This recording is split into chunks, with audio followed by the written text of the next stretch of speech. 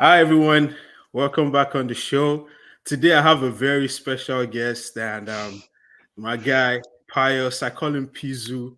Welcome on the show. When I started this, you were one of the first people that I had in mind that was going to come on the show just because of, the time we spent together, your vast knowledge on Nigerian football, women's football, and, football in general. I know you're a Liverpool fan. Yes. The Liverpool are not doing too well this season, but at least they're a lot better than my team. But today, um, Sorry, man. today we'll be talking about those teams. We'll be Absolutely, talking yeah. about Nigeria. How you doing, Let man? Yeah, I'm doing all right, man. Nice to see you, man. Nice to see you. Yeah, yeah, Thanks nice for to see inviting you. me on, man. Yes, man. Yeah, Thanks, for thanks. sure, for Yeah, sure. good. I don't want to talk about club football, Liverpool, or anything for now. Yeah, yeah. Let's dive in. So the women's World Cup is fast approaching. Yeah, yeah. 88 days today, I think, to the World Cup. What are your thoughts in general about the women's game? How it has grown so far? Wow. So let me start again by saying thanks for inviting me. The women's game has been growing at a very, very like increasing pace. Like it has been astronomical. Yeah. So between the space of the last World Cup and this World Cup, it has been huge. So we got after the last World Cup in 2019 in France, which was held Mm-hmm. in France. The the the viewing figures, the match attendance, sales tickets was off the charts and off the roof, and then there was a big clamor for increasing the number of teams from 24 to 32, of which FIFA had no option but to, because the women's game is growing around the world. Yeah. Africa, right? This World Cup now, we have 8 new debutants coming into the women's game. Wow. Yeah, there's Panama, there's Portugal, there's Ireland, which is in our Nigeria's group as well. So Mm-hmm. the game is really getting a lot of, even in Africa as well. If you look at the last African women's championship, Yeah. very tough, very tough. There Yeah. is also one of the debutants which we'll talk on later, to Morocco. Yeah. Really gave Nigeria a real run Mm-hmm. for its money in the last tournament. Yeah, so the game has really gone, it has really grown in huge leaps and bounds. Yeah. Yes, I mean that's amazing to see. Us as Nigerians and Nigerian fans, we've dominated the women's scene, the women football for a long time. And you Yes, we touched have. a bit on it. The African Championship, it was underwhelming. It will. We finished fourth. What were some of the reasons why you think that happened? A team that always dominates, that is always going for the championship. I think we have 13 is it 13 championships, African championships, and Yes, we've had 13, and then we've won 11 out of the 13. yeah, so Yeah. this So is yeah. So go ahead.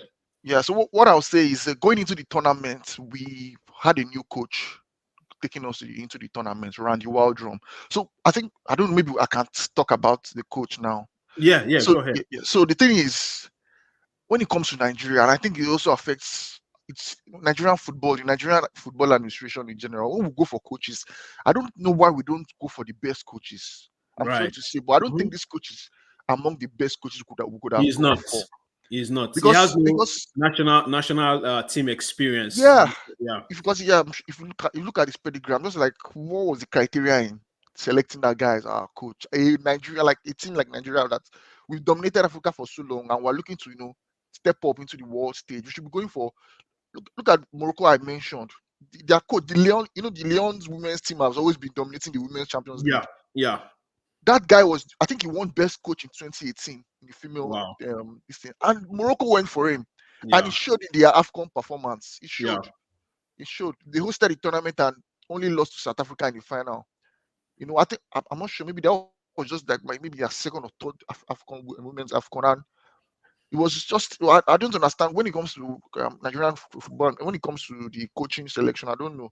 But okay, that's also by the way. Then the tournament itself, I think when it comes, another thing that I think, from my opinion, something I've noticed about our women's game when it comes to Africa, I think we carry that. Oh, we're Nigeria, we've won most of the tournaments, and then we don't go in there with, okay, we need to be careful. Other teams are also Yeah. good, and then Mm-hmm.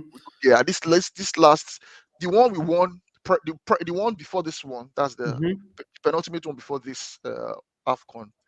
Though we won that one, the signs are already there. We just struggle to get It over the was line. I close. remember that. Yeah. I remember the final. It was hosted in Ghana. I remember the final, Nigeria South Africa. South Africa. We won the final on penalties, and that game, if if you have been objective as a Nigerian fan, South Africa outplayed us in that game. They just couldn't take their chances. We were so lucky to take that game to penalties, and then we won.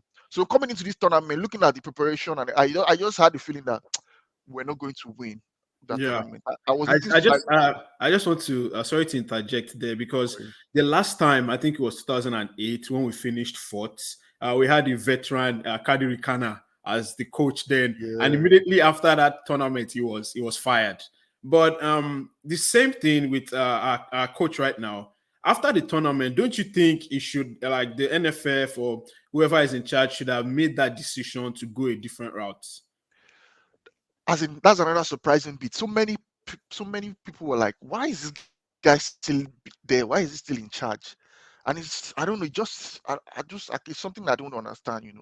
The way we run our football, and I'm just thinking maybe it's part is because I'm thinking maybe it's part of the like the remuneration. According to some rumors, I don't know how true it is. They're owing the guy some backlog of payments, and I think maybe they are thinking getting rid of him will Yeah, they're going to be like a huge cost, and then getting yeah, another person in again. So just so I think the number one, the one of the main bane of Nigerian football is the administration. yeah. I'm telling you that Always.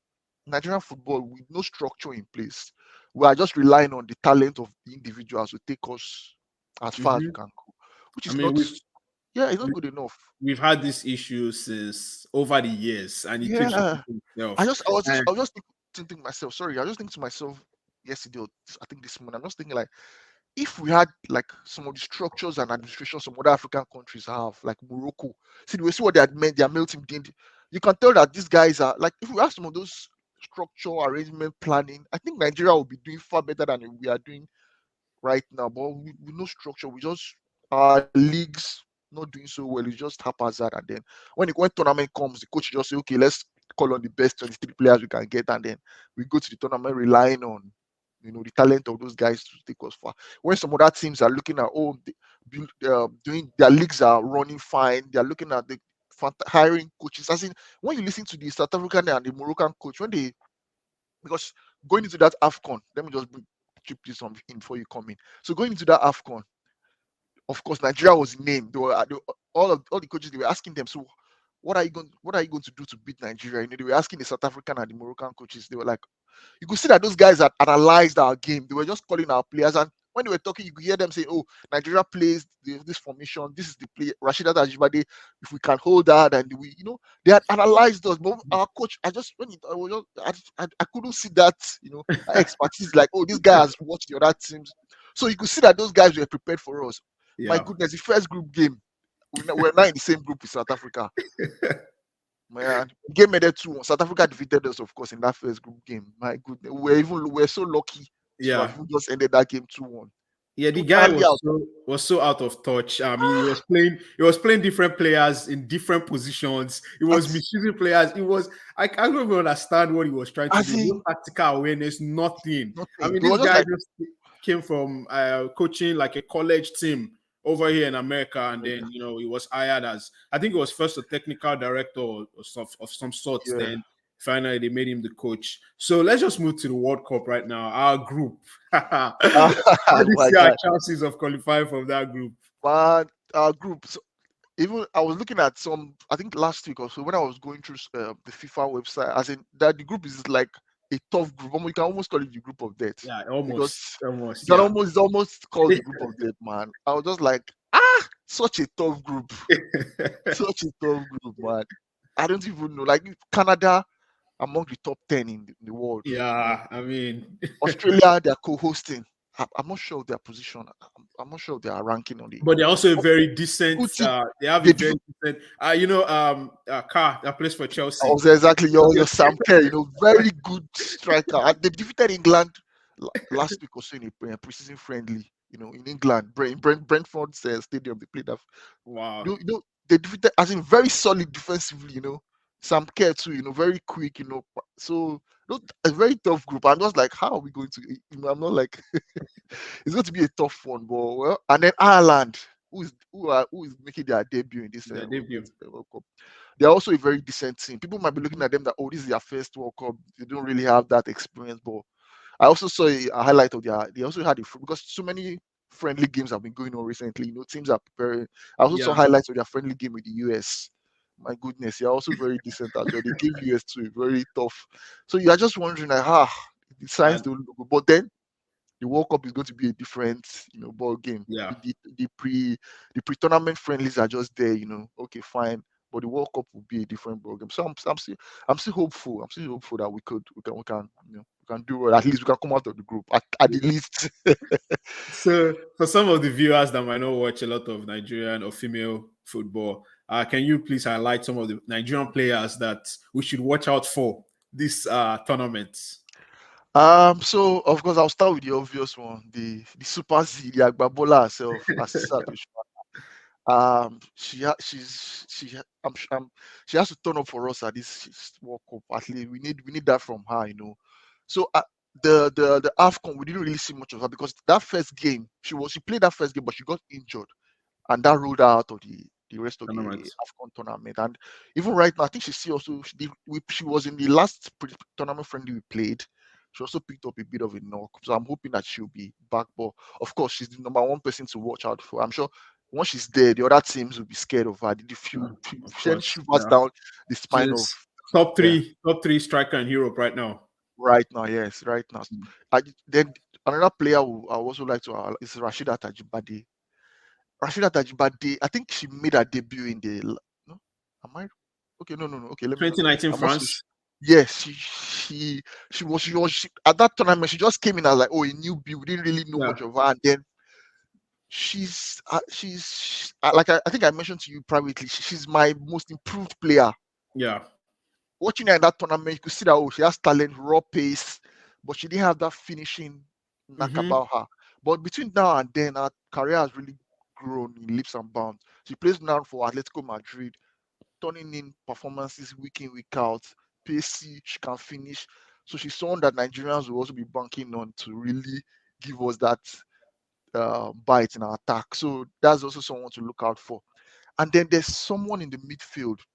She also came in at the last AFCON. There's a Christy Uchebe.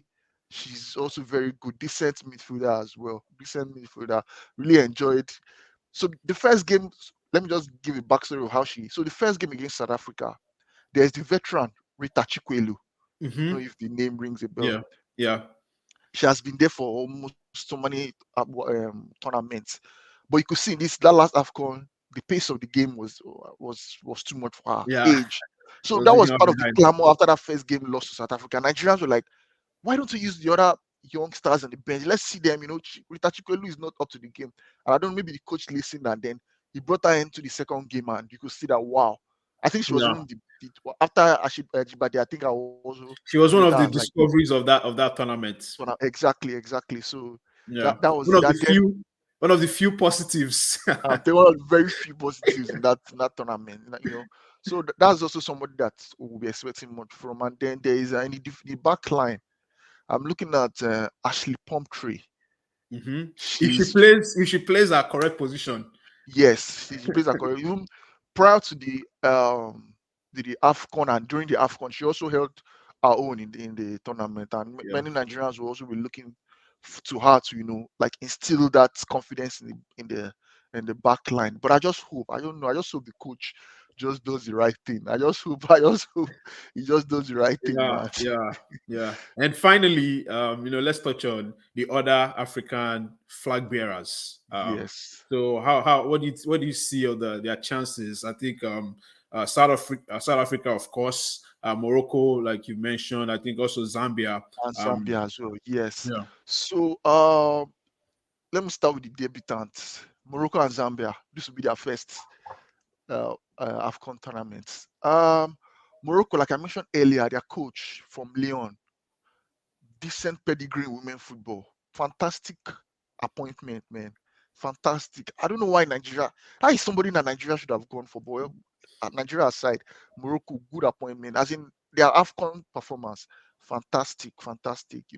Play good football, the ball on the ground. You know, my only worry for them is like like we know their first tournament, and then Yeah. some of their players are just stepping up into that stage. So I don't know. That might just be their undoing. But with that coach there, good one, man. The AFCON tournament, we played them in the semi-final where they defeated us. But we had a red card, a sending off in that game. But even bad that, man, they really played so beautiful football, ball on the ground. Their striker, there's a girl Shebak. She's number 7, very decent player. So yeah, I'm looking at their chances in the this women's World Cup. I'm just looking like, well, if they come out of the group, that would be a good one for them. I'm sure for their first tournament, they'll be proud with that. Zambia, they made so I don't really know so much about them, but they were at the last Olympic Games. So what happens is the Olympic Games, right? There's a kind of like unlike the male aspect of the Olympic Games, where it's the under 23 that represents the nation. For the women's side of the tournament, it's the female team. It's The national team. the Oh national wow. team, exactly. So Nigeria didn't qualify. Zambia qualified to that tournament, and as they've been there also that their debut in that tournament, they were conceding goals left, right, Yeah. center. Ridiculous goal I'm scoring line. telling you, but they have a good. But between now and then they've also improved. And then their striker, Barbara Banda, back-to-back hat tricks. So they were losing games like 13-3. That But girl will he score kept an hat. scoring. Barbara, yes, she will score an hat trick. So the girl she's very good. And then I'm looking at them. I'm not so sure about them. I don't think they've really improved that much. So I don't really see them coming out of the group. If they come out of the group, I'll be pleasantly surprised for Africa, but I don't see much.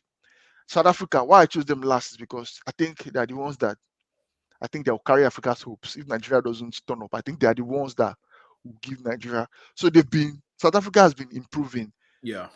Because like someone like me, even though being a Nigerian fan, I also like to look at how our opponents are doing. And South Africa, the signs have been there. Like I mentioned, the previous AFCON before this one, you could see the signs there. They've been doing well. Their coach tactically astute. Our pre-match analysis is always about formations. Oh, this didn't pick up the run, and that's why we lost. So you could see that the signs were there. Their game was improving. Their back line solid. Only one goal considered the last AFCON. Wow. It was obvious they were going to win, and that was in the final to Morocco. So it was obvious. And the last World Cup, this is their second Women's World Cup. The last World Cup, they gave them the group of death, so they couldn't really They go couldn't far. do But anything. Yeah. the first game against Spain, they gave Spain a good run for their money. It took a red card for one of the South African defenders for Spain to even be able to beat them. Something about them is their defense is good. Like the coach has really instilled this thing in them. So, and now they're even looking at some of the journalists. They're even expecting more for them because they're like easier group. Because Argentina and Italy, and I've forgotten the other last team in their group, they don't really have so much pedigree women's games. And so the South Africans are like, these are teams we should be able to. This our time. So they're really, so they are really looking like they might make it out of the group. I'll be rooting for them. Their top strike, their striker, Tembli Katlana, a ton. So there are two of them. There's Katlana and there's Seposenwe. Those two girls, they have this Ajibade-like, space about them. The AFCON, they really tortured. They tortured our defenders, and man, it was so. It's really interesting for them. I'm sure so many South Africans are excited. They can't even wait. They are so looking forward to their team. So I'm looking forward to it for them as well. At least as far as they're flying Africa's flag as well. So I really wish them all the best. Yeah. Awesome. Yeah. Man, in as much as we wish for this to keep going, there's so much we have to talk about, but hopefully we'll have you again, on the show. But thank you for joining us. So it's really nice conversations, and we'll be keeping an eye, on the World Cup, on our preparation, and for sure, we'll have you back. Thank you once again. Thanks, We'll see man. you Thanks for next having time. me. Thanks for having me. Take care, man. Thanks.